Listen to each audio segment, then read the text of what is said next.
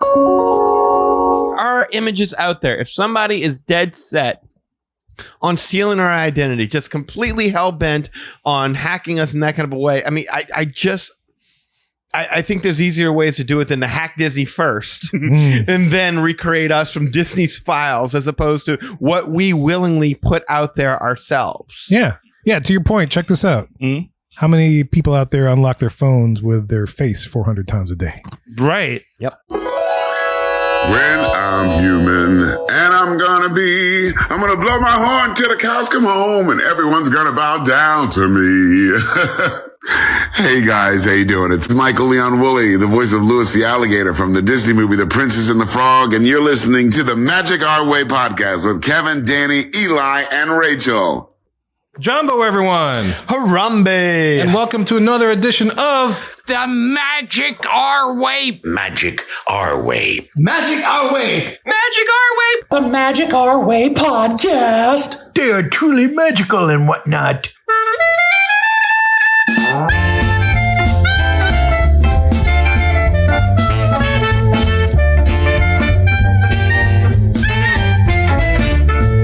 Asante Sana, everyone. You're listening to the Magic Our Way podcast from New Orleans, Louisiana. And on this show, we invite you to feel the libations. Feel It, Feel It. This is the show where every opinion is welcome and nothing we present is groundbreaking or terribly exciting. It's just some filler for your life if you need it. MagicOurWay.com is where you can find us. In this episode, we discuss Disney's facial recognition technology, Universal's open hub concept, and the Disney Store's limited time. Hey, look, this isn't your typical Polish, Practice, Pixie Dust, and Disney podcast. No way. We are not in Disney California Adventure every day letting you know that the bathrooms are now more visible during ongoing Avengers campus construction. That's right, Kev. We're just here to drink, talk some Disney, and tell you if Disney is trying to take your face off. Face off. Ouch. And you listeners have the easy part. All you guys and girls have to do is to listen up to what we think up while we drink up. My name is Kevin. And I'm Danny. I'm Eli. And Rachel is out today. But look, if you are thinking about visiting a major theme park in the near future like Disney or Universal, Rachel can help you book that. Booking with Rachel is one of the easiest ways to support this show. Also, you can leave a rating and a review on Apple Podcasts and or review access our show. And don't forget to like, subscribe, and turn on those notifications so you never miss an episode of the Magic Our Way podcast. Also, we want to thank our Patreon supporters, both past and present, for all they have done and continue to do for us. All right, y'all, enough of our jibber jabber. Let's discuss the latest Disney news.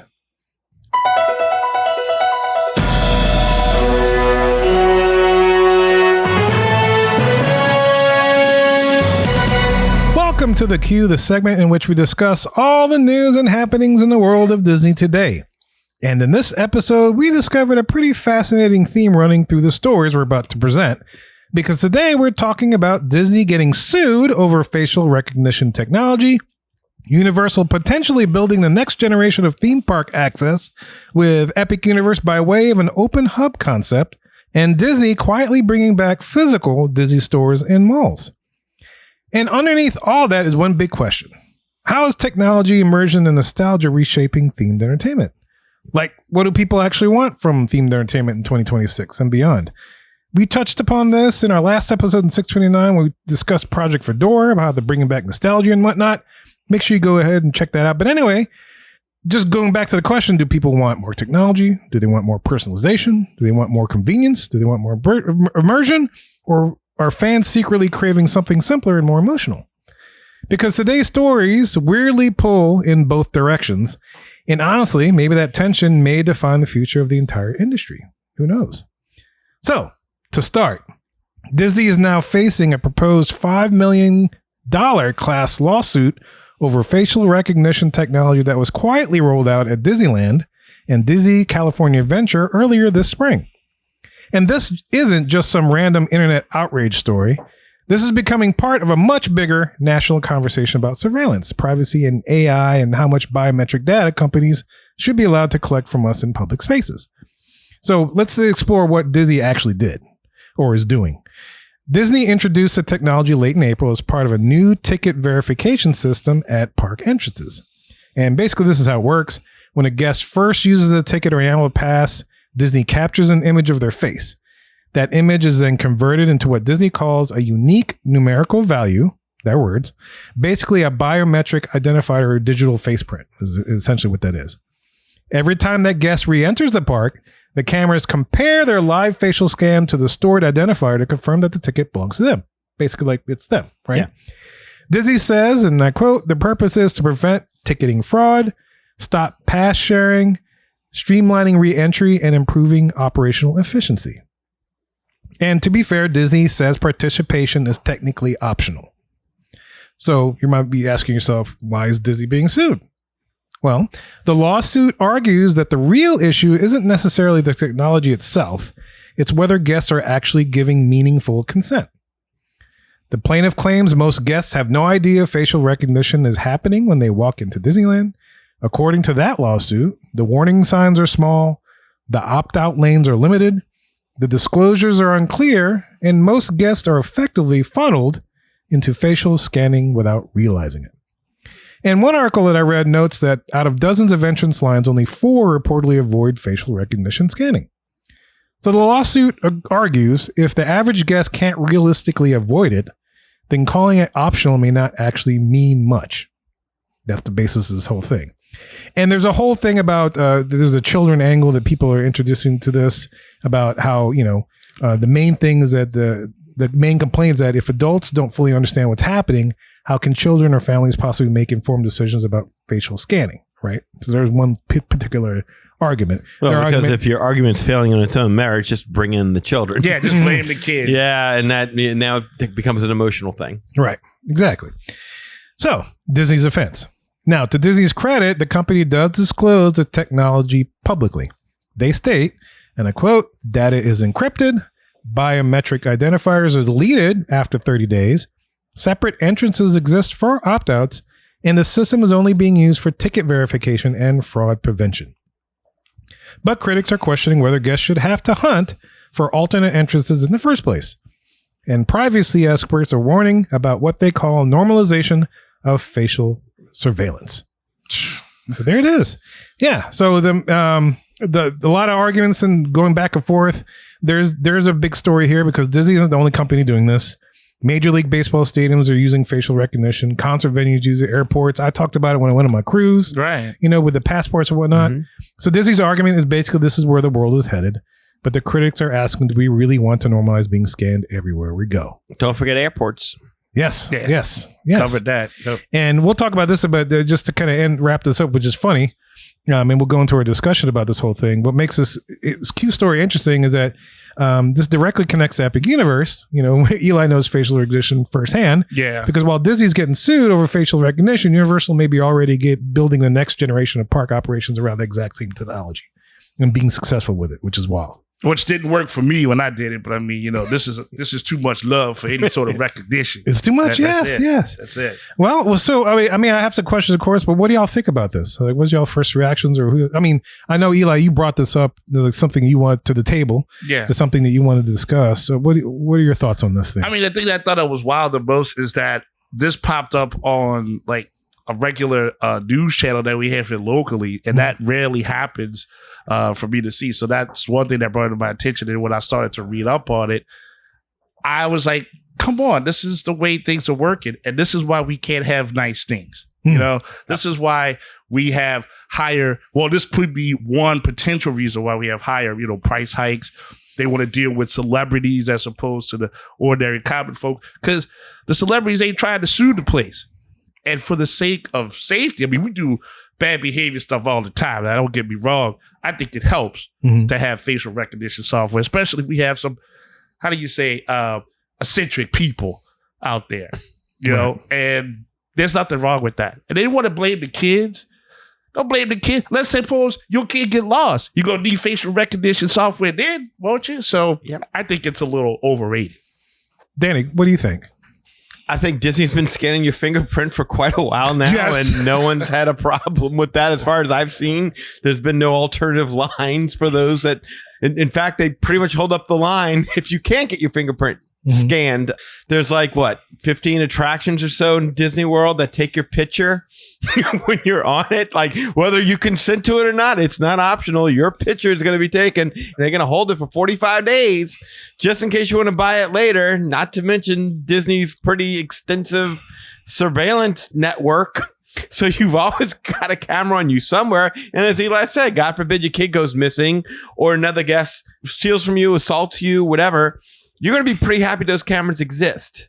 Not to mention the other guests walking around filming. I mean, that's the thing. Whether you're on government-owned public property or privately owned public spaces, you have no reasonable expectation of privacy when you're in these open public areas. So, yeah, people are legally allowed to photograph and film you unless they're stalking you or trying to use your image for commercial gain in some way. So, yeah, that makes sense. Yeah, I don't get this. I mean, people have been posting pictures of themselves on Instagram and Facebook, not only themselves but their children, for a long time now. If criminals really wanted to access what you look like, they really wouldn't need Disney's cameras to do it.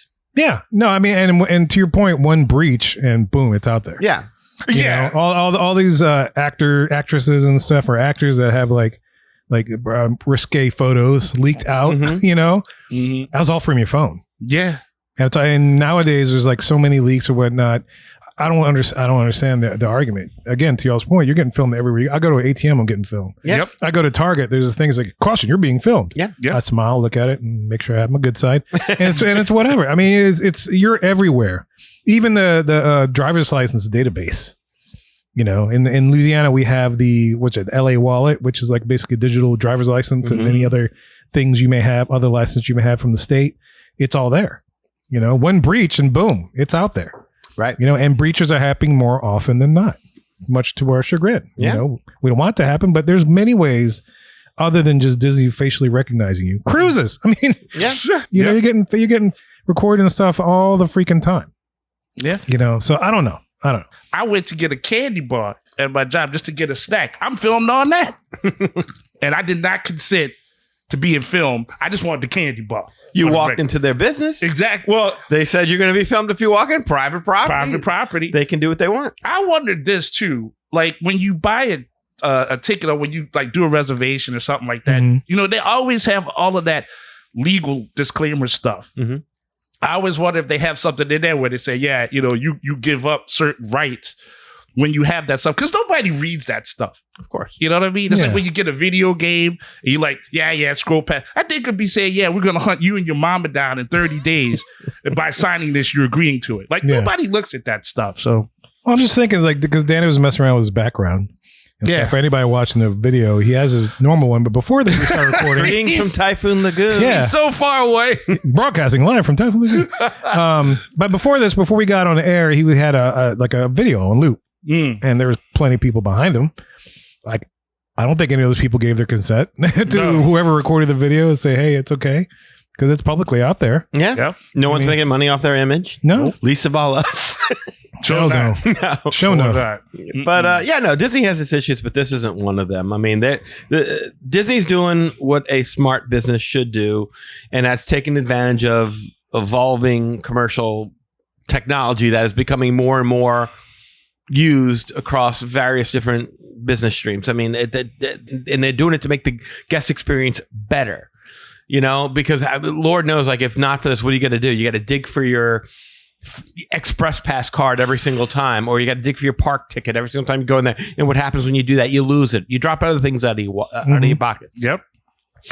Yeah, I think this is just like grifters just trying to scam money out of a $200 billion company or something, like, just because why not? Well, this to keep on stacking the points here, just because this reminds me of when this all news story came up.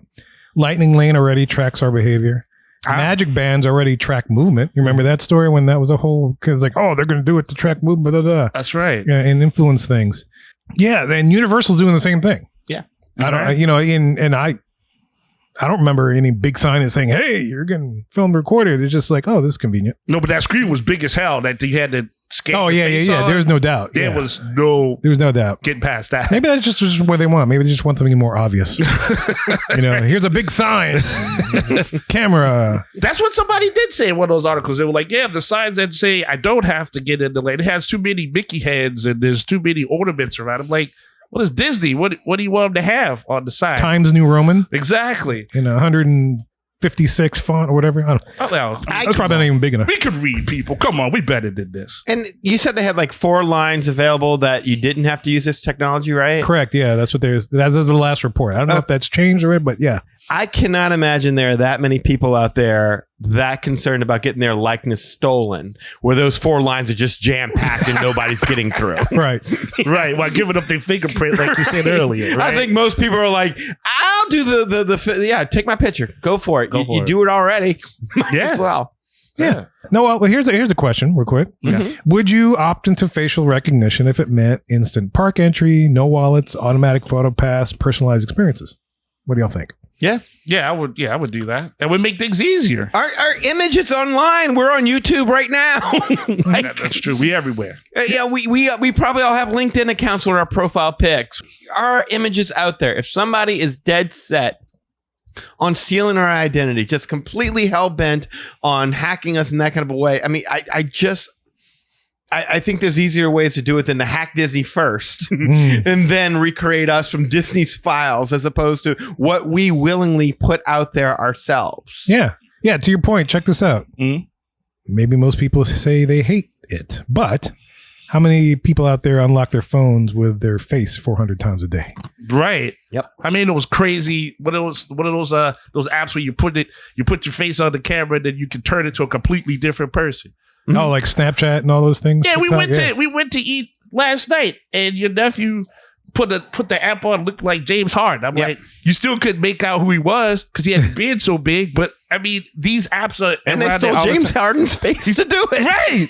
Exactly. Like, I mean, this is around. Like, Disney is not the pioneer of this. They're just, like you said earlier, they're just on the bandwagon because they need to do that. You have to keep up. And technology is definitely a huge part of what you're doing. I just don't want this lawsuit thing to get so out of hand because these ticket prices are high enough that it's so high that I could never get to see, the new Avengers ride whenever it comes out. Like, that's my personal Whenever feel. it comes out. That's right. It's my personal feel. Like, don't take this away from me. Don't do me like this. You know, it's funny. When that new Avengers ride comes out, Indiana Jones Stunt Spectacular will still be open. That's it. That's right. In perpetuity, man. Yes. Right. And one more thing about the kids thing. I'm sorry, like, your kids don't have bank accounts. Most criminals aren't worried about them. Right. Nobody's trying to hack your kid's identity if they don't have Hold a them bank for account ransom? attached to it. No. Well, that might be a thing, but that's a whole different brand of criminals, and I don't think they need Yeah, it's not rush digital hour. facial imagery in order to do what they do. But exactly. It's a lot of the cyber hackers would rather hack like Target or like stores where you use your credit card information because that tracks you too. I mean, I don't want to surprise anybody, but that tracks you too. And they can hack that and they get into your money. They just want your cash. There's basically any companies that don't take cybersecurity seriously Right. Yes. that they can hack into their servers. They get this stuff. Like, yeah. Yeah. This They're ain't- after stupid people. Let's just be honest. That's what it Yeah. is. They're after stupid people. That is why we get phone calls. And there's a certain segment of the population that must answer these calls that they keep doing it. Right. And they tell you, somebody just charged a new AirBook onto your Amazon account. You may want to call us about that. And I guess people are calling, or the Princess Zamunda needs help, and somebody must email them because it seems to work Every They- time. They keep doing it. So if you're worried about Big Brother stealing a digital copy of your face, well, then cool. Don't go to Disney.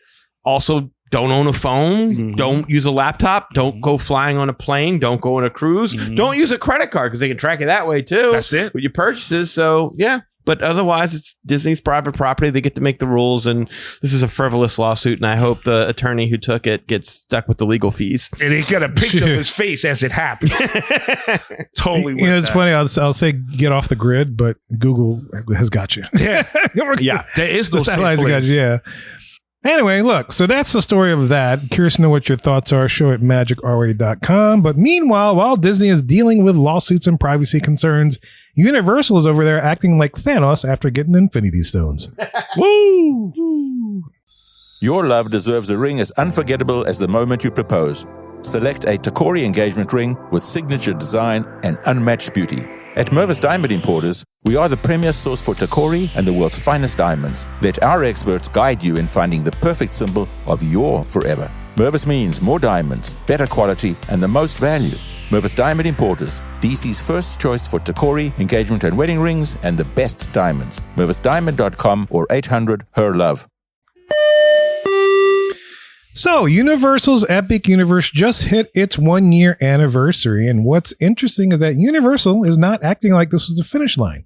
They're acting like this was just phase 1, which of course we knew, right? Mm-hmm. They had expansion pads and everything else.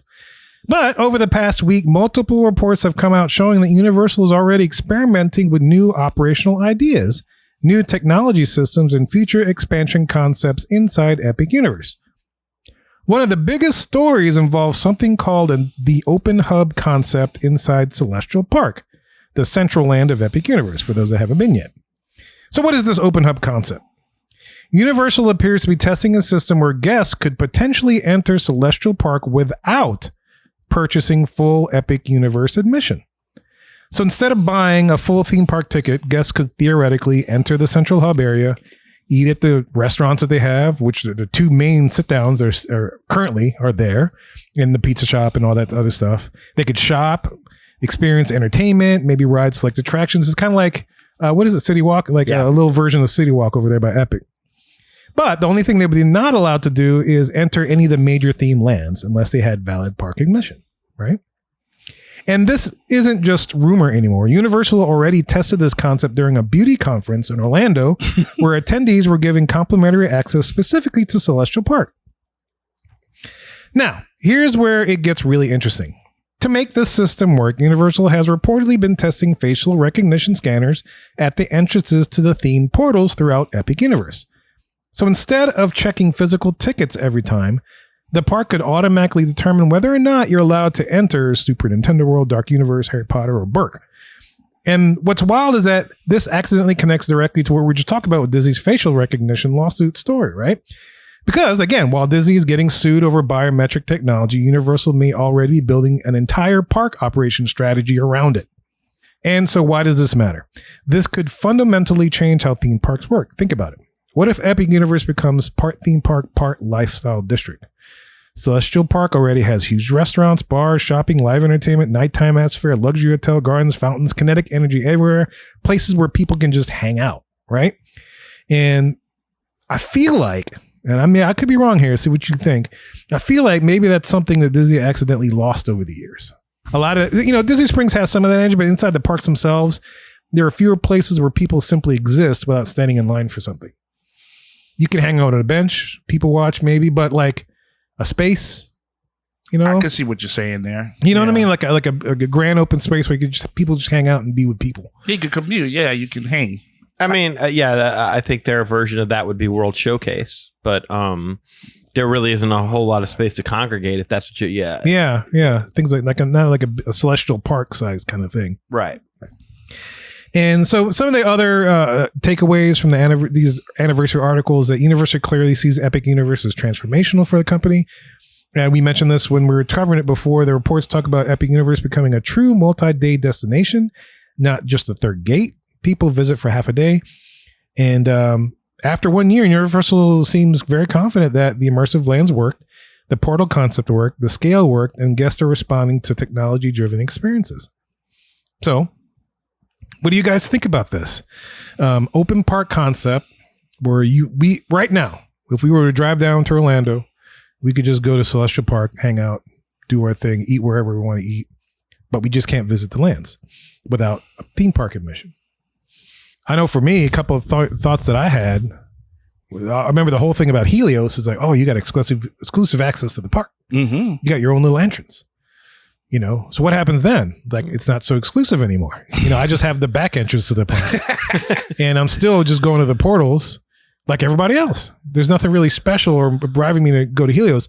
Maybe, I don't know. I haven't checked the numbers with Helios's attendance or bookings, but maybe that's a thing just to drive people to Helios. Maybe it was just too expensive and they weren't making it. I don't know. And then the other thing is, like, are the prices going to change because it's the portal? It's just the portals, or is it going to be the same thing? I see. Like where the price it is a year ago, still be the same price for just the portals, because I don't need it anymore for Celestial Park if they go with this open hub concept, you know. And then my last thought I had is like, well, if is there a day where I can just pick and choose which portals I want to go to? Maybe I can see like a 1 portal 1 day ticket, or like a 3 portal 1 day ticket kind of stuff, you know? Sounds like a crazy juggling act. Yeah, it's like I don't want to visit Harry Potter Day, but I do want to visit the other ones, or I just want to do Burke because Burke has the new ride. Oh, okay. And I do. Maybe they charge more money for that, or something else. I don't know. Just those are, when I was reading that article and then doing that, those are the first 3 thoughts that popped in my head. It was interesting. What do y'all think about this? I'm sitting here yapping. No, you have some, because this is crazy, right? This is like if Disney and the Magic Kingdom opened up their hub, so you could do the Emporium, Main Street, all that kind of stuff, but you had to, have park admission to enter Adventureland. I would say it'd be like if you opened up World Showcase. Oh yeah, that too. You just can't ride any of the rides. Mm-hmm. Yeah, basically. Yeah. I like that Universal understands that it needs to cater to more of the adulting crowd with great food and great drinks and a themed environment. But this ain't it. I don't like the idea of doing a separate ticket for Celestial Park and the various portals. And I'll tell you why. One, I don't like the fact that it detracts from how cool the portals look. Like, it kind of ruins the illusion a bit when you're focused on getting your picture taken as you're walking through the portal instead of just appreciating the transition from one world to another. Like, it's bad show is the Disney term for it, even though we're talking about Universal. The people now who have bought a full ticket now have to stop. They have to snap themselves out of the fun and the adventure that they were having. And as they're stepping into this new world, they got to stop at this checkpoint, hope there isn't a line to get into the portal, get their face scan, hope the technology is working that day, and get completely taken out of the moment, it seems like. So I don't like what it does to the portal entrances, turning it like it's like the door at a nightclub. It's a red room. Yeah, exactly. And it seems like instead of having like a mix of everyone, now we're going to be overpacking Celestial Park with younger and older adults who are just there to drink and be merry, which probably will up the incidence of regular families having to interact with people who've had a few too many. I mean, I'm all for eating and drinking while in the theme parks, and I enjoy doing it myself, but like having the attractions to experience in between moments helps to balance out the day. So you're not only imbibing, you're pacing yourself. Right. So yeah, if that's what you're looking for, I think you just go to City Walk. That's a good point, though. It's like, how do you control crowds at that point? Right. I mean, how do you control capacity? Like, if I'm coming out of a portal, it's like, oh man, it's packed. Right. Let me go back in the portal. It's safe in the portal. It's safe in the portal. Yeah. And then, like, to that other point, for people who are making Universal their travel destination, and they're making it a point to stay there for 3 or 4 days over the weekend or something, it would be much harder to get reservations at Atlantic or Blue Dragon when you've opened up the parks to everybody. The bars would be insanely crowded, where it would be difficult to just jump in and grab a drink and in 15 minutes hit the road and go to the next thing. Now it might take you about 45 minutes just to do that. And as you said with Helios, how's that going to work? Are they going to shut it down for anyone who isn't staying there? I mean, part of the fun of Helios was that downstairs bar that we went to was a great bar, great food. And I would think you'd have to just shut that down. Like, you can't enter unless you're a resort guest. Yeah. If you're opening it up to, I mean, I think it cheapens what you've created. So I don't know. I just hope this is a private party thing and not a sign of things to come. I mean, imagine fireworks. I mean, they're supposed to be doing a fireworks show over there at some point in time. How do you I don't know if we even have that yet. It's 1 year anniversary. Like, I don't know if I've heard stories of them doing fireworks yet. I saw them, like, they seem to be working on that land beyond. Behind the Helios. Yeah. Right. And so I think it's coming. It was in the concept art. You got to imagine it's coming. It has to. Yeah, I mean, the hotel looks great. A great backdrop to host it. Yeah. And people from Celestial Park can just view it. Yeah. I mean, the fountain show is cool, but one thing before we go on, I forgot to mention that as of this recording, or as of this time, which we're recording on May 23rd, they haven't said how, if they did this open hub concept, how Stardust Racers or Constellation Carousel or Astronomica would be handled. in that particular case. Oh, Because those are all Celestial Park attractions. Well, that's what makes me think it wouldn't be like, because some people speculated that, okay, it would be free to just go there. You just pay for your entertainment, your drinks, your dining and everything like that. And then they would shut down. So I would think there would probably be a fee like, you pay, I don't know, $50, $75 and you get to ride the everything in that area. right. Oh, okay. Which Yeah. is like what, 2 attractions at best? Yeah. I mean, it's Yeah. not. Yeah. And that's it. One major coaster and one little Mhm. like moderate to like low. One whatever. spot. I see what you're saying. I thought they were trying to appeal to like just a younger crowd to kind of take away from that city walk and just bring just some traffic in there. I didn't know if Celestial Park was really like doing very well and this was like a weird promotion to just kind of get some traffic in there just to kind of like boost sales in that spot.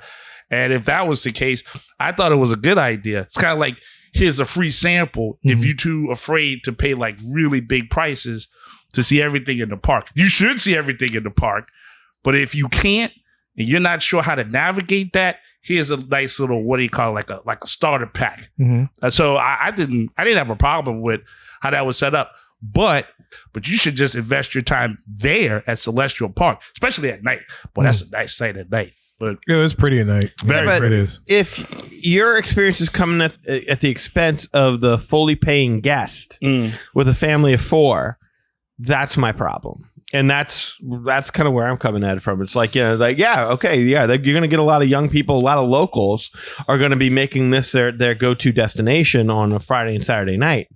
But it's going to come at the expense of the people who've really gone to paying do that full visit. price, yeah. looking to give their family that once in a lifetime. I mean, look, there's a difference between, hey, this is fun, and then when it gets overcrowded, it's not as fun anymore. It was kind of overcrowded when we went in certain portals, right? Yes. What, Disneyland? Super Nintendo Land was pretty Yeah, packed. thank you. That's it. But the Celestial Park was really easy to navigate. It was a nice respite to Yes. the portals. To Danny's point, he brought that up. It was like whenever we'd leave a portal, like I remember being in Super Nintendo, I was like, I gotta get out of here. This is crazy. That was Yeah. nuts. Once we finally got out, we got in the Celestial Park. It was like, okay, cool. Mm-hmm. Let's just kind of slowly maybe get a drink, slowly meander to the next portal. Right. Because I think Celestial Park was a good balance, even when it was not super crowded. To as you're going in and out of the activities of the portal, the energy of the portals, Yeah. completely different energies, and then you had a chance to kind of decompress for a little bit before you went back in. But yeah, if they open this up and then it's like it just gets crowded, especially on the weekends or holiday things like Memorial Day weekend. I mean, you're just constantly into it. There's no place to chill out unless you got a room at the Helios, and that was about it. Yeah. Or you go back to your car. But I mean, that's the thing with Epic. It's not attached to the rest of the property. You have to be very intentional to go there, Right. because it's on the other side of the interstate, basically. Mm. And you're not leaving anytime soon. Right. No. And if all your options are to do is eat and drink, then you can only eat so much and you can only drink so much before you're throwing up. In the fountains. Yes. Oh man. And it gets shot up in the air. No, you look. Danny has a point with this. That one time we went and we were going to walk up to the Helios. I remember that because my feet were cooking. Yep. And then it was that incident. Remember that we were going to stop at a bar, but there was something happened. The cops were already there, and there weren't that many people around that general area. So yeah, that's fair. Having young people around there is a good start. But now I'm like kind of letting that marinate. It's like yeah, chaos ensues. Maybe we'll have to do Bad Behavior, the epic version, if this comes out like down the line. That's what I was going to say. Is like a staple of our show is Bad Behavior. The vast majority of Bad Behavior episodes that involve guests drinking way too much occur where? Oh, Disney Springs. Disney Springs, without question. Yeah, Open to the public everywhere else. Yeah. Lots Yeah. of restaurants, lots of bars. that's true. So, I mean, look, Universal has City Walk. It's there for that purpose. Now, again, I like the fact that they're starting to say, you know what, guys, we're way behind in the theme dining and bars and everything. Like we did good with the Blue Dragon, did great with Atlantic. Yes. We need to step up our game. We need to have more of that. I don't think there's enough of that there in Celestial Park to support a cheaper price ticket or even a free ticket just to wander in, as long as you go ahead and visit our bars and go to our food. Like, they need to open a lot more down there in order for it to become, say, even a World Showcase type of location. No, you're right. Because That makes I, as of this recording, I haven't heard of any new places that are supposed to open up. They have, Like, there's a bunch of open spaces. yeah. you know, and they still there's still a lot of things they need to open and get if they're going to try to do this. So anyway, And I hope they do it, but save it for the people who are paying for it. Yeah. So I think it's funny. Universal built a whole theme park while Disney was still repainting construction walls. Yeah, right. You know, These people trying. I know. Hey, look, Disney had a solid base hit on like 3 attractions this last week. Yeah, I mean, they're not hitting home runs, but they're not striking out. So I guess that's the. They're getting better. it's like I think it's more like bunting. I think it's like Maybe. a bunt. It's He's a bunt. I'm He's a cripple a bunt. bunt. It's a sacrifice bunt. Yeah. Like there's an out because you're losing Rock and Roller Coaster with Aerosmith, but you're gaining Rock and Roller Coaster with the Muppets. Right. I guess. Not a huge leap. Just a bunt. You've Just got a this bunt. new great roller coaster in Big Thunder Mountain, but it's a new great roller coaster that's been around for 30 years? Forever, right? Enough. Like, jeez. It's like just get on base. Yeah, just a bunt. Just want you to get on base. Meanwhile, these guys are trying open hub, whatever you want, whatever you can get. They're trying their different promotions. I was going to say maybe at least, I think maybe now that I'm listening, maybe they should just add one portal. You know, put a little portal in my hand for $1. You know what I mean? Oh, if they open that Zelda portal, that's always been rumored, I think that'd be big. Yeah, I think giving them that option, you know, so you can say, yeah, you could come in here and whatever, but yeah, get a taste of what we actually could do. I think that's Oh, give like the people that go to the not give Celestial it to for free them, but not for free. No, I'm a just saying, discounted like, rate. yeah, something like One portal. one. No. You see, this is where I think I disagree with you, is because it's not about giving them that taste for free. Locals, you don't need to worry about people. They've already gone. Yeah. You're trying to attract the people that come in from out of town. Locals are already going. I mean, when you start appealing only to locals to show up, it's when you realize you've kind of maxed out. Next, You know, okay. and so it's like we've gotten what we can, so let's give locals an incentive to come when it's not crowded, so that way they'll fill the park. It's what Disney does now. Now I want to make sure, just for the sake of the discussion, I wasn't saying give another portal away for free. I wasn't saying that. Oh no, Okay, I'm all not- right. I'm- yeah, no. I just made because I'd be to pull my hand for $1. I wouldn't say give the portal for $1. I'm just saying, no one's coming from no one's coming from Oregon to just experience Celestial Park. Right, They're yes. coming to experience the whole thing. So give them, don't worry about Celestial Park. If that's catering to locals and people want to get out and drink and have a good time and have some good food. And God bless us. I'm sure most of them are responsible, but there's always going to be the one. maybe more than the one if you make it cheap enough. Yeah. Jet Li, the one. Yes. But One I too just many. like that Universal is experimenting Yes. and they're looking at this and they're saying, there's something we could do with this. And who knows, maybe it does come a thing like on like off times where they're just like, okay, for a week we'll do it. And we'll just offer Celestial Park. It'll be like a kind of like a what do you call it? A not so scary. Or very merry. Specialized event. A specialized event where you pay a little bit less and you come in here and you experience Celestial Park because we know it's bad time of year. We're not going to have a whole Everybody's going to Halloween Horror Nights. There you but, go. If you want to, But anyway, look, while all this future tech competition is happening, Disney may also be rediscovering something old school that fans actually miss. I know I do. All right, and the last story you got is this week, Disney quietly launched, I didn't even hear about this until I read the article, but they quietly launched something called Disney Store Limited Time, which is basically a temporary Disney Store concept opening inside select shopping malls. It's basically a pop-up, like we have pop-up restaurants and stuff. That's what it is, but in malls. And honestly, this sounds like a small retail store at first, but the more you dig into it, the more it feels like Disney may be testing something much bigger, right? I mean, why would you do this? So what exactly is happening? The first location opened this week at the Montgomery Mall in Pennsylvania, but unlike the old Disney stores we grew up with, and I remember those fondly, these are temporary pop-up style retail experiences. And Disney says the stores will feature Disney, Pixar, Marvel, Star Wars, and Disney Parks merchandise, along with seasonal collections and limited time exclusive, of course. Yeah. So this isn't just a clearance outlet or random licensing deal. So let's get that out of the way. It's not like one of those, right? This is an official Disney retail concept. And here's what caught my attention. Disney is not operating these stores alone. They are partnering with a company called Go Retail Group. Now, most Disney fans probably have never heard of them, but Go Retail, and this, I wanted to make this distinction because it's all over the articles, but Go Retail specializes in experiential retail seasonal pop-up stores, branded activations, and short-term mall experiences. They've worked with major toy brands, entertainment companies, licensed properties, holiday retail concepts, and immersive temporary storefronts. So maybe they did like, I don't know, what's that Halloween store? Spirit. Spirit. Maybe they work with Spirit of Halloween. Because they're pretty damn successful. I mean, you expect those to pop up. But anyway, so basically their entire business model is how do we create high energy retail experiences without the cost and commitment of permanent locations? We don't want overhead. We don't want overhead. Gotcha. But even if you do, just temporary. It's not a huge chunk of their budget. No, that's smart. Yeah. Sort of, except it's sleazy as well. I can see that. Yeah, it's like I'll date you and I'll take advantage of you and get everything. I'll get all the good stuff, but I'm not here for a long time. I'm just here for a good time. I'm smiling because I was thinking the same thing, word for word. Yes, Hit it and quit it. Yes. Quit it. Yeah. Yeah, you wake up, you alone and cold in the bed the next day. You said you loved me. Like, nope, sorry. Go retail out. Yeah. Now you guys remember the original Disney stores, right? Yeah, the of full course, experiences. of course. I mean, those things are Very fondly.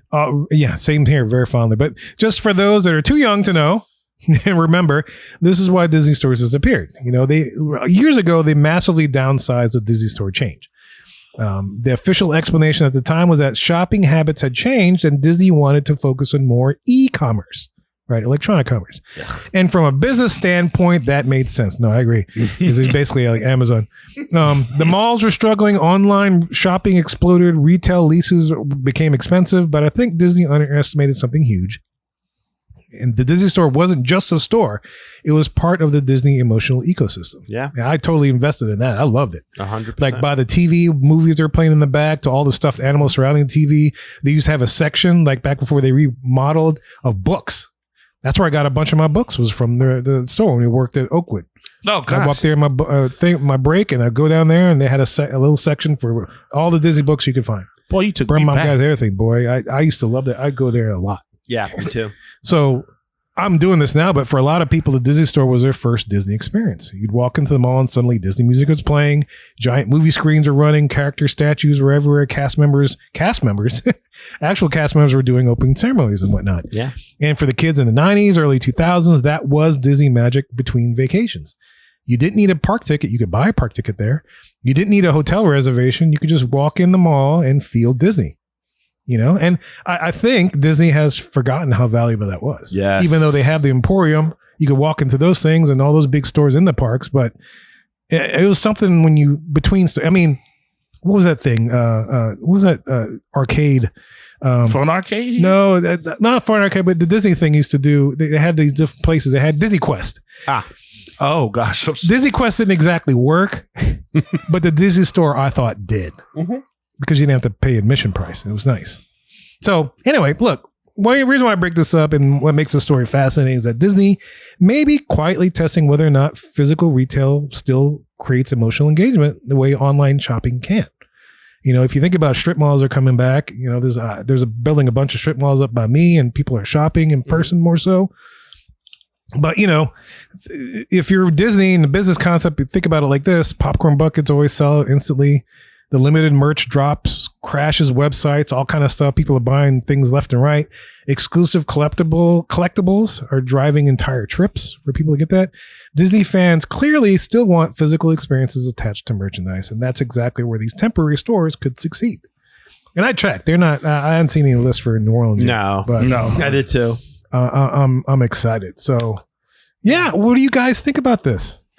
I like seeing this. I thought Disney made a huge mistake with brand awareness by closing mall-based Disney stores. Mm-hmm. I mean, as a father of a just turned 16-year-old girl, when the Disney store was open, that was a must stop. Yes. And I think it disappeared somewhere around 2021 or something like that.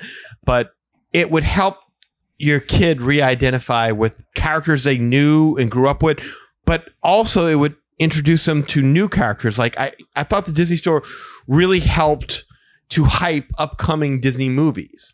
Like I remember when Coco was coming out, you'd see merchandise for Coco a month before it came out. And there'd be, trailers playing on the TV screens in there and everything like that. it would introduce you to characters and get you intrigued about the world that you were going to experience. And then there'd be a toy. So you'd buy them a toy, and now they need to see the movie. Mm-hmm. So, yeah, I really think that it helped with brand awareness and keeping them connected to these older characters that they liked, but introducing them to new characters. It's just that over time, the Disney Store became, as what happens to great restaurants, great stores, and everything, somebody gets a hold of it and they homogenize it. Yeah, they changed it out. What was it? Children's Place took it over. Yeah, and did that thing, and it became completely different. Yeah, and there was nothing special there. There was nothing you couldn't buy by going to a Target or by going to a Kmart or by going online. Like, I bought my wife, they used to have a jewelry section at the Disney Store. Yes, I remember that. Watches, nice. Oh man, it was beautiful. I bought her a pair of like the characters from Winnie the Pooh, the earrings, and she just loved them. And they got rid of that over time. That got thrown to the side. Everything got homogenized, and they lost track of it. And because of that, they gave up like a really good way of introducing kids, because they'd have, like you said, play areas and activities for young kids that would get them excited about the Disney brand, because unlike DreamWorks or Nickelodeon, you didn't have a world that you could just go up to your local mall and interact with. Yeah. You took away the one draw for a young kid to go to the mall and have a good time interacting with Disney characters. And now it's basically Disney, DreamWorks, YouTube Kids, whatever. I'm going to watch whatever I feel like watching. And they gave up the farm. I mean, is how I look at it. When you walked in Disney Store, you ended up impulse buying a bunch of stuff that you didn't even know your kid would have been into, right, until they saw it. Yeah, to that point, it's like the old Disney, the original. I'll say the original Disney stores covered every base. Yeah. From like to your point, jewelry. I said books. They had stuffed animals. They had a kids section. You could buy theme park tickets and passes and annual passes. Yeah, straight from the Disney Store. You didn't have to go into the parks. You could do it ahead of your trip, which was like hella convenient. From what I remember, I used to do that a lot. And you could get information. I think at one point they had some kind of travel agent or somebody with Disney that could help you book things or whatever else. Yeah, right behind the bullet. Yeah. Yes. Oh, it got kids really hyped about going to Disney World. Yes. That is one thing. Like, 'cause you could explain to a kid what Disney World was, or you can even show them a video and they're like, oh, that's cool. But when you're surrounded by that, that's really when they wanted to go. And that's the thing, right? It's like, I'll acknowledge this. Somebody may be screaming at their devices right now, but yes, I know Target has a very specific session, kind of like the Disney Store, but it's not. You're still in a freaking Target. It's the Target Disney Store. It's still, they have a whole section. You go to any Target. I remember this when they licensed it out. They have a little section of Target where it's just Disney stuff. It's not big, but But in the Disney Store, going back to your point, it was themed, and it was a kid's first interaction with. Oh my! This is different from. This isn't just white walls with merchandise. This is like, I feel like I'm in a different world. It was their first taste of what it meant to walk into a themed environment and interact with it. And they were like, I want more of this. Yeah. There were real cast members working it. Yeah, I mean, we had our friend Becky. She worked at the Esplanade Mall Disney Store. She was a cast member. She got to go and she got discounts for tickets at Walt Disney World. She got to go shop at the cast member only store down there at Walt Disney World and whatnot. So I mean, these are real cast members, not like Target employees selling Disney stuff. Yeah, these were the people that were went through traditions and learned about the company and brought that energy and spirit into it. It had like a grand opening ceremony where a lucky kid was chosen to use the key to unlock the Disney Store every single morning. The kid got up that early? I'd have never made that. For kids who would get up that early. I mean, man. Yeah. That's a go-getter right there. You would walk in there and you'd put the key in the lock, turn it, and boom. And then you would get some kind of like commemorative, like you wouldn't get to take the key home because they'd have to use it for the next kid. But you would get some kind of commemorative like pin or something. I can't remember what it was. Lily did not get that, but we were there at least a couple times when it happened, and it was a special experience for that kid. Oh, that's very nice. Like rope drop. Yeah, and it built Disney fans like in the people. It was their only taste of some world that you can inhabit. Like I remember when we were kids, there was McDonald Land. Yes. And so McDonald's. You didn't love McDonald's because they had hamburgers and French fries. You loved McDonald's because they had characters in a different world and play sets and all these things that appeal to your The Fry Guys. sense of imagination. Yeah, your sense of and imagination. adventure. You can ride Exactly. the Fry Guys, which is Yeah. kind of funny to say. Same Now. thing with showbiz. I mean, I could just sit there for hours and watch the characters sing. Yes, indeed. That element of it seems to have been lost by, it's just cheaper and easier to do it all online. And Yeah. to hell with capturing the imagination, like Well, that was a because business right mindset there. mistake, right? Yes. That's Like all we, business. We could save money by licensing out to Children's Place and let them take our stores. We could go online, but they missed that. I mean, I could tell you, to your point, the part of the reason why a lot of people our age right now in our generation are doing podcasts is because of that. The only thing I got to say though is they are not doing well for Marvel from what I saw on the picture of the store. Nah, that's all. They say they're doing it. I don't Look, know. the Hulk is not blue. Okay, are So- they west of the Mississippi? Pennsylvania? Yeah. Oh, true. Yeah, Pennsylvania. That's it. It's got to be different colors. Oh man, this is too much for me. Okay, this is too much. You Yeah, got a purple Wanda. purple. Yeah, come on, Captain America's like at the. That ain't the Hulk, that's Grimace. Yeah. Who is that? Captain America's mauve. I think I saw like going on here. Yeah, He's chartreuse. this is not right. I ain't even draw right. Yeah. But I agree with y'all. Like the nostalgia thing. I remember going on a vacation a long time ago on this vacation. Then like we were looking for something. It wasn't in the park. We didn't have time, and then we actually went to the store when we came back here and was able to get it. And yes, I think there is something about having an attachment that you can physically see and have some connection where you can't go to the park. Right. And on top of that, Marvel business history will tell you it is not a good idea to like not punch your weight. Like they're good at making comics, right? But once they started to do distribution and then letting everybody get their heads in their pockets, boom, everything collapsed. Then they licensed their stuff and then it got watered down. Right. Now what happened? I can't go and enjoy nothing in the park right now. I just can't do it. It just goes to show that some gains don't show up on a spreadsheet. Yeah, you can't measure. They're No, not you measurable. cannot You can't. measure how many kids you hooked onto the Disney brand with the Disney stores whenever they go to their local mall and they say, I love Disney now. Right. I want to go to see the next Disney movie. I want to go to the parks. I want to experience whatever the new show is in Disney Plus. Which is still expensive. Yeah. Yeah. They cut off such a huge revenue stream by doing this. And in doing so, they seeded children, I would say 16 and under Yeah. to whatever happens to catch their attention on YouTube. Yeah. Or their friends are talking about this, their friends are talking about that. Disney, they could actually experience. And that's what they gave away. And some things you cannot measure because you don't know how many people walked in that store didn't buy a thing, but that kid walked away like, oh my God, I would have bought like this, and this if my mom and dad had the money. Right. And I couldn't. But one of these days I will. And that kid, you'll again, you can't put it on a spreadsheet. Yeah. It's the quantitative versus the qualitative Yeah. data for I just- anybody's business out there. It's funny. Like earlier today, we were talking about a trip, me and my family, and my youngest is like, when I grow up, I'm gonna be a Disney family too. And I can't help but think it's like that's because of I imparted my experience with Disney to them, but that was also in turn by the experience that I had growing up with my parents to me and the Disney store and all the things and whatnot. So that's telling. To prove all y'all's points, that's telling. Yeah. Just by what I experienced, I was able to ooze it into her, and now she wants to be part of that. And my middle child was like, yeah, me too. I do that. Kind of stuff. Yeah, I'm gonna do that as well. Kind of thing. I was like, that's interesting that they said that, because I was like, that fits in well with exactly what's going on here with the nostalgia. Trying to bring that back. Did you then look at your youngest and say to her, your grades need to be a little bit higher, baby, because you're going to need to be earning, I'd say about 200,000, maybe 300,000 a year in order to. No, if I'm not being honest, I'm like, you're gonna take me too, right? Oh gosh. You're gonna take me and your mother too, right? After all these years we took y'all. Damn straight. I've said Yes. that to my kid as well. You know what? You're right. Yeah. I don't care. I mean, look, man, I'll ride a wheelchair and we can get to the front line. I don't care. Yeah, Whatever works. But no, it just makes you feel good to know that you've raised them like that. And you've Yeah.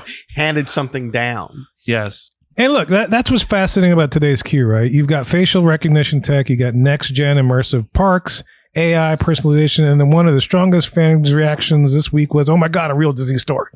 So that's actually kind of fascinating. So My last question is kind of pull this all together. Do we think fans are actually craving less technology and more emotional connection? Oh, geez. You know, I think it's like everything else in life. I think people want all the good stuff and leave the bad stuff to the side. They want the best of technology, and they want the emotional draw of it. I mean, Emotional connection that you can't get through technology. right? But but But you need technology to have the magic when you're watching stuff on film or. Well, think about what you just said. like It's like there's a difference between the tactile store versus like online shopping. Sure, True. but technology and emotion kind of go hand in hand because, I mean, the more technologically advanced the attraction, the more you appreciate it. Yeah. It's just that they want the technology to be a toy that they can just have them take them back to being a kid. Like I heard somebody say they were so in love with the Disney princesses, like the old school cartoons, none of the remakes or nothing, that they would talk to their siblings and sing, you know, like hello and all that other stuff to them. So that's your emotional connection, right? But at the same time, you need the technology of all that work to give out that magic, to give you that emotional reaction and that content. But that same technology is also what you need to protect you, to protect the business that is giving you the magic that you want to enjoy. So it's like a very weird synergetic balance. Yeah, it's like having Walt without Roy. You know, it's like There you go. You need This is both true. Yeah. in order to make it work. So I don't think you want to choose what you. Maybe is a better way to phrase it, and that and maybe that's just what's happening. Is I'm just naturally recoiling because I'm like I don't like the idea of having to Don't recoil, Dad. Don't you recoil. know, without Walt advancing technology, Disneyland would have been just another amusement park. Exactly. No, but I think that's a valid answer to the question. It's like it's okay. a perfect balance between. We talk about this all the time on the show. We had Roy the business, he had Walt the creative. In this case, you need technology to evoke emotion, but you need to make sure emotion can guide technology to get and both of those have to work hand in hand. Yeah. I would say that if you went ahead and put like a red hot poker to me and I had to you gotta be like that. I would say Put that back in your pants. it's easier for emotion to trump technology. Like you could have, I guess emotion can make up for bad technology, but I don't think great technology can make up for no emotion. Yes. How's Yeah. that? Yeah. Yeah, that's pretty. Thank you. No, that makes sense. It only took me 20 minutes. Well, that's a good question, but it's a big question. So it's not something you can like you said, it's not something you can say, oh yeah, I pick technology or I pick emotion, because both are very broad. Right. I mean, me personally, I know that technology would help me more to convey the emotion because I'm thinking like visually. That's how I operate. Like I might, if I see a character and they make this face and the face looks sad and then it's like they're crying, like, man, they're really upset. I like them. I'm gonna cry with them. But but at the same time, in the spirit of what we're also talking about, having the technology to make sure that you have like a cookie cutter object, because someone's like, oh yeah, we can just put this together and then there you go, boom, same reaction. That's not fair. Do emotion. That's not fair to the human being to want to give you emotion, because now you're kind of you're cheating the person out of the experience. So it's weird. It's like Schrodinger's cat. You put the cat in the box, you just don't know what it's going to do once you close the lid. It's only once you open it is what you're going to see happen and develop. I really appreciate that Kevin Nash quote. Thank you. The what? The Kevin Nash reference. Well, maybe you didn't mean to make it. I don't know. you remember what was it? Not the the Meme Machine where Kevin Nash was in that with Adam Sandler. Oh god, where he took the estrogen pills. He was like, "I'll cry with you." I thought that's what you were referencing. No, it's not. That was not. But yeah, okay. Well, unintentional, but there he's it talking about is, the longest yard. Yeah. Yeah. Longest yard. I'm sorry. Yeah. Yes. No, I just had a visual. That's what I was saying. This makes. I love these answers. Yes, because it's like technology to me is like ones and zeros, right? Yeah, it's basically a computer. It's like the business side of things, and the emotion is the art. So you take a fireworks show, just a fireworks show. Fireworks go up, boom.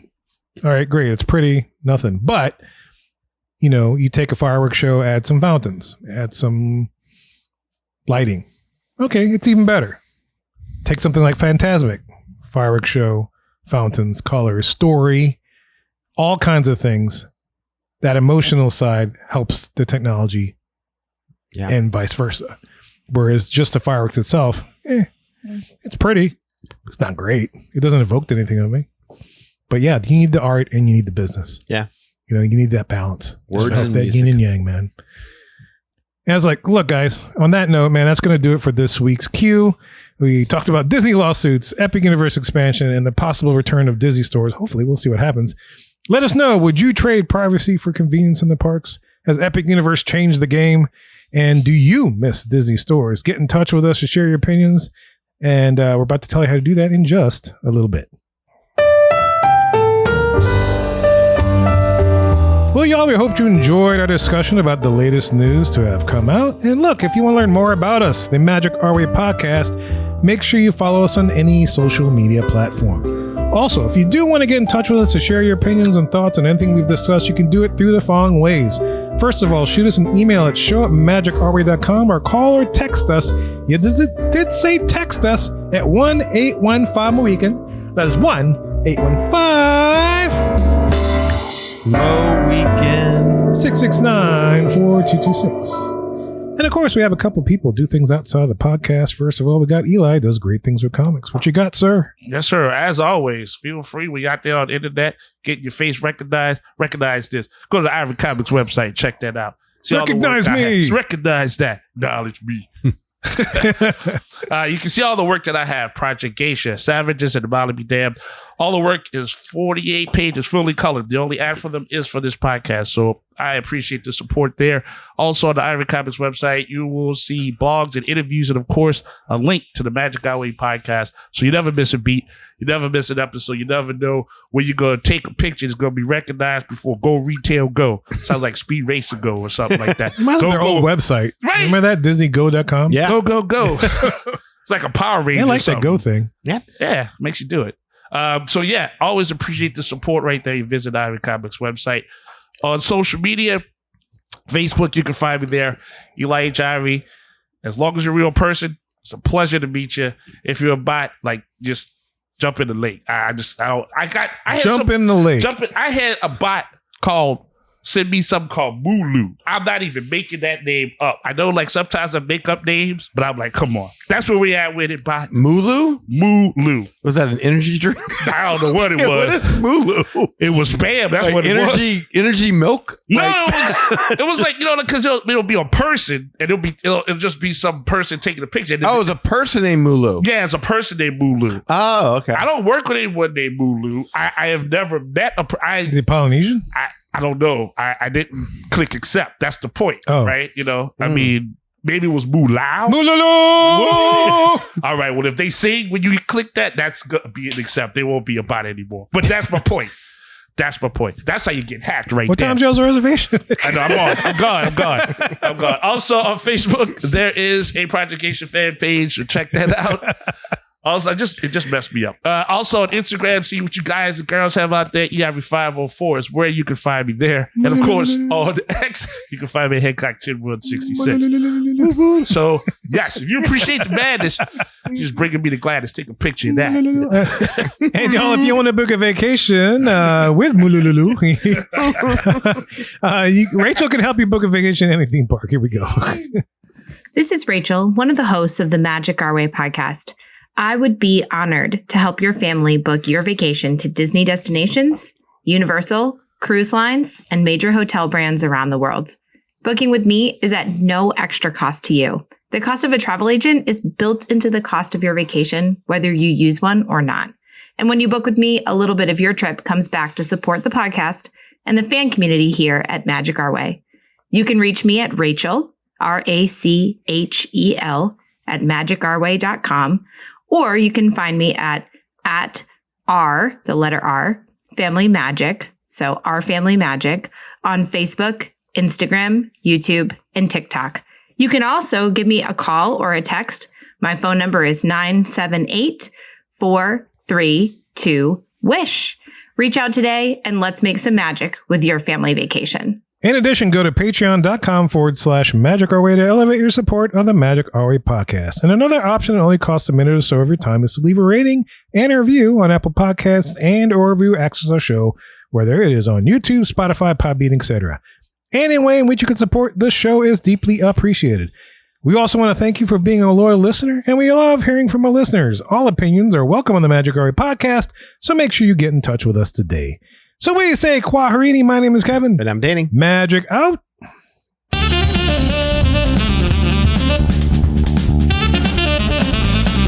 All right, nachos are on plates. And yar.